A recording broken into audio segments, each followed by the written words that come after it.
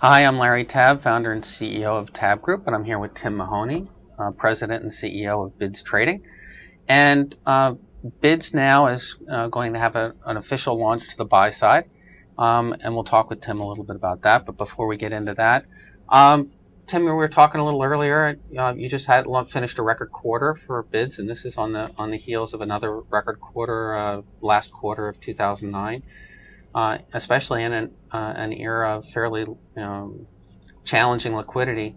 What's BIDS just doing right? All right, so we're very excited about it. The momentum's always good to have, and it's been so long. It's kind of like having a nice weather in the springtime, right, where you can have something to look forward to. From our perspective, it's that we've actually taken our product and lived up to some of our early principles of what we want to accomplish. We want to be open to both the buy and the sell side.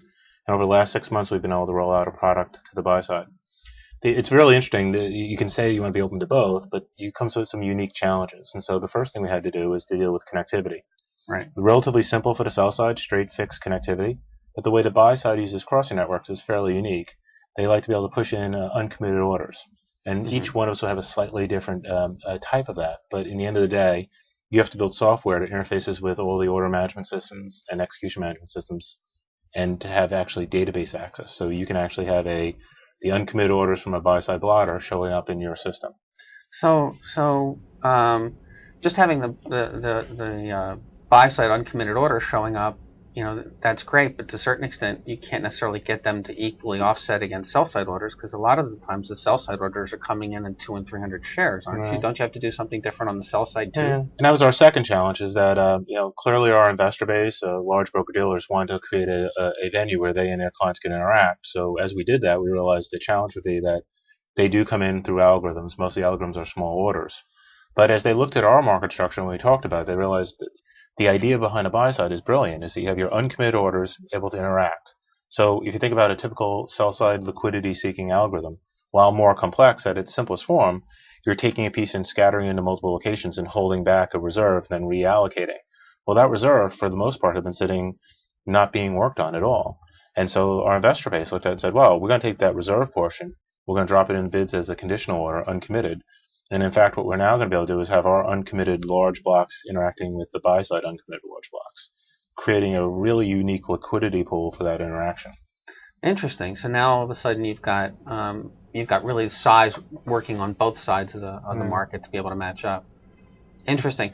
So what kind of growth have you seen from quarter to quarter from last year to this year? So we've actually seen really good. So year over year, we're up 75%.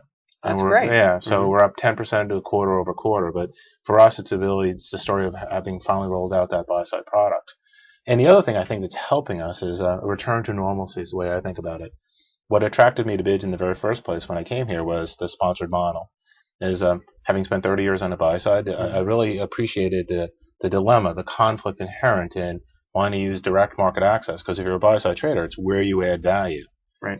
Yet I also recognize the use of commission dollars is incredibly important, because in order for your company, in order for those funds to be successful, they have to have better ideas. They have to have access to analysts and to a variety of different research, right, and calendar. And you do that with your commission dollars. So what we were able to do in the BIDS model is to be able to use sponsored access. So you can actually select any broker you want, and you have the experience of trading in BIDS on your own. Yet those commission dollars accrue to your relationships with broker-dealers who can give valuable calendar, content, and capital, I think, will return. What's also amazing is that my experience on the buy side was it's very hard to negotiate rates if you only have a single touch point with somebody. So if I was a crossing network and I had a direct relationship with the buy side and you're trying to negotiate a rate, you only touch me in one place. It's going to be hard for me to give you discounts. If you have a broker relationship with somebody that's global, where you have 9 or 10 different products you deal with from direct access, and BIDS is just another one of those, well, now you can actually negotiate a much more efficient rate, and you can think about a blended rate that you deal with that broker over a wide variety of different venues. So we think that's clearly also picking up momentum now. So it really becomes one of a series of different offerings these brokers can then offer, instead of just a specific, saying, one-off transaction. Yeah, and so for us, those are the things that are coming together now. I think that during that period between Bear Stearns and maybe mid last year, it was about survival. Now when you return to normalcy, say, well, it's not about outperformance, right? That your portfolio manager is looking at saying, I have to be better than the average, I have to be better than the next guy. How do I do that? Well, you're going to want to use those commission dollars, and those commission dollars are, in some cases, half what they once were. Right. And the broker-dealers are saying, okay, I survived this. Now, all of a sudden, I want to monetize this. Now, I have this big research budget. How am I getting paid for this? So the focus for us, this is great because now we have the product in the hands of the buy side. We're connected to all the major order management systems and execution management systems. And now you have the focus that drove this. In 2006, it was so obvious. In 2009, nobody cared. Now I think in 2010, people are saying, wow, I have to be able to get my commission dollars used more efficiently.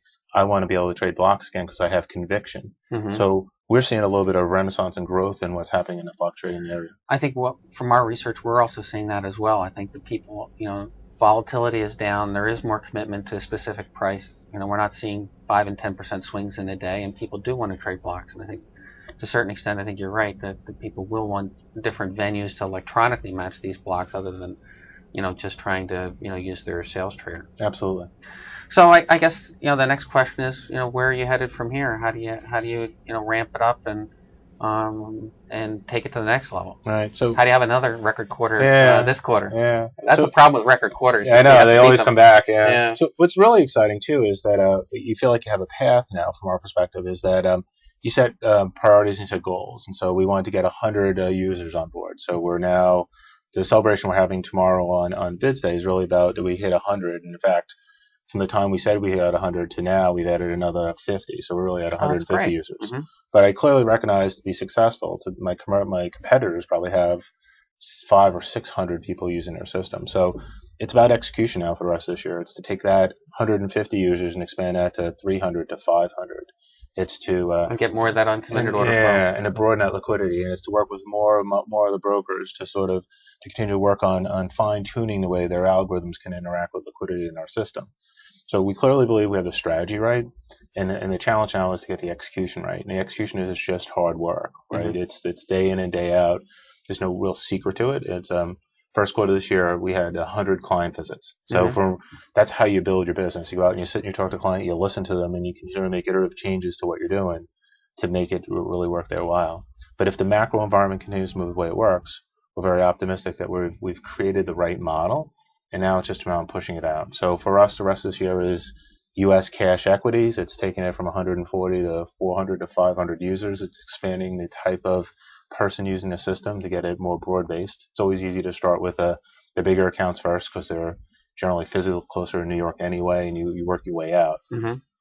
Interesting. And, you kick that off tomorrow with Liquidity Day. Very excited about that.